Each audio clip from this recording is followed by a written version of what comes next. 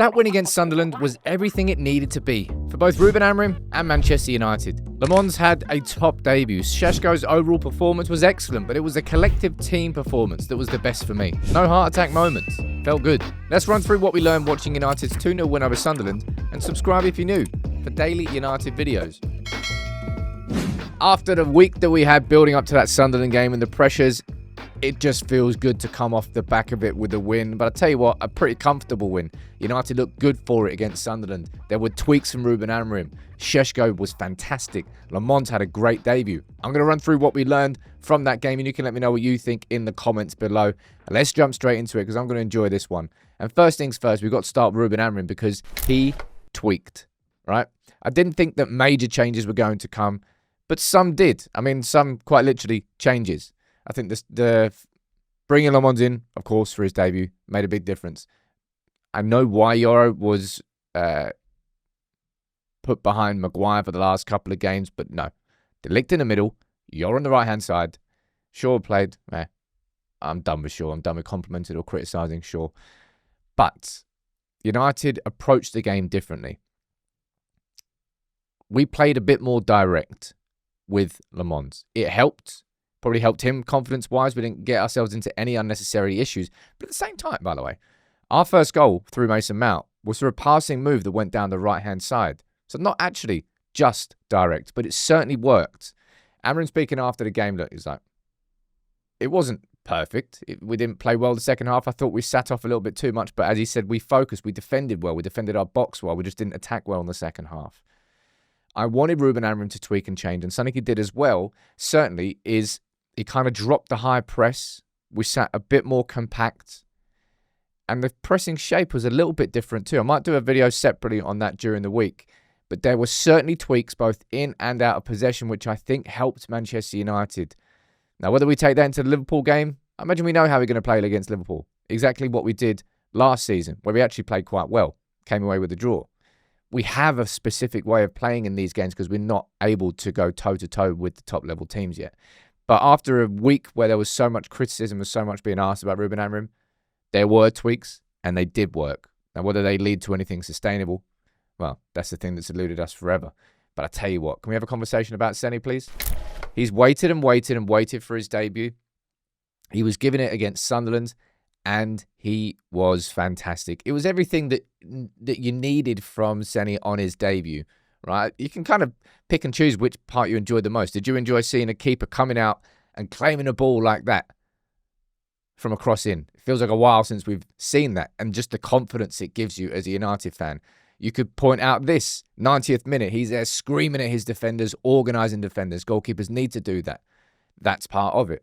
It could be the simple claim. I say simple enough saves, good positioning, using his left or his right foot.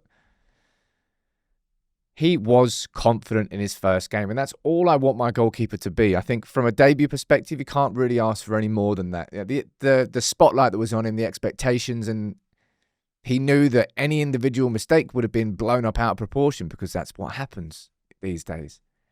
But he didn't look fazed by it. Give me the ball. I think there was one point where Bruno was getting pressed and he was over there like arms in the air, give me the ball, then took 2 touches and fired it straight through to Sesko on the halfway line.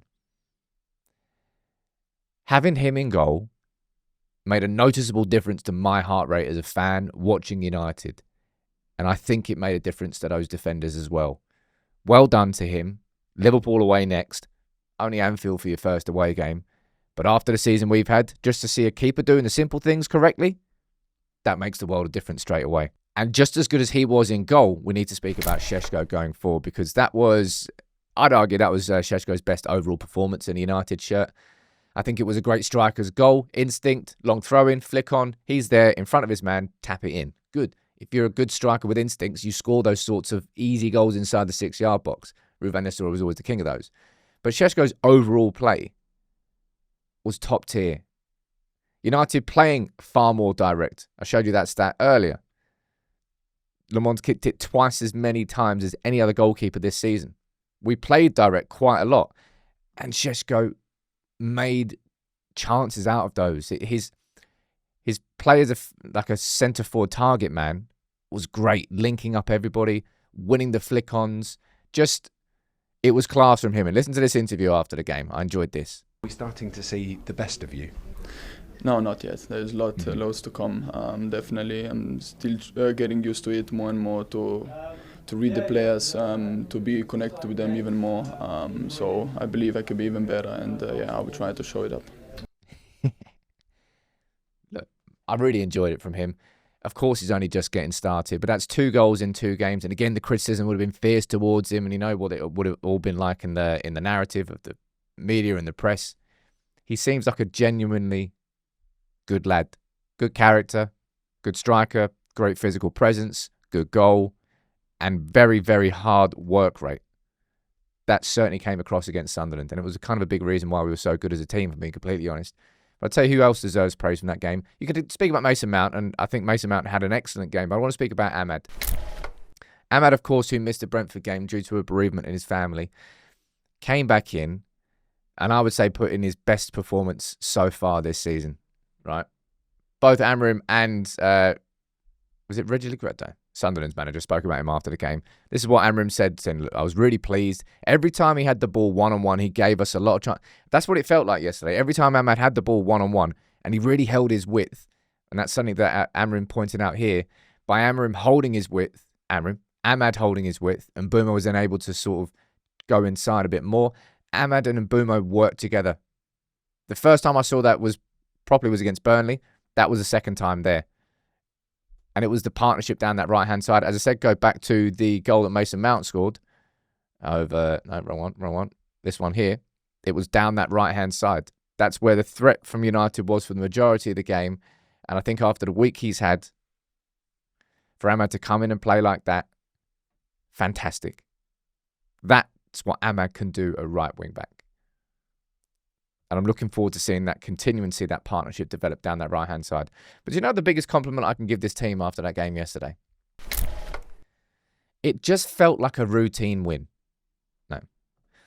But you know the biggest compliment I want to give that United team after that game yesterday? It just felt like a routine win. That felt like United playing against a newly promoted team at Old Trafford, not being overly phased, not being overly rushed, just, we'll beat them. We'll be better than them. And just playing their own game. That's what it felt like to me. And Sunderland, by the way, were in good form coming into this game. I was worried about it.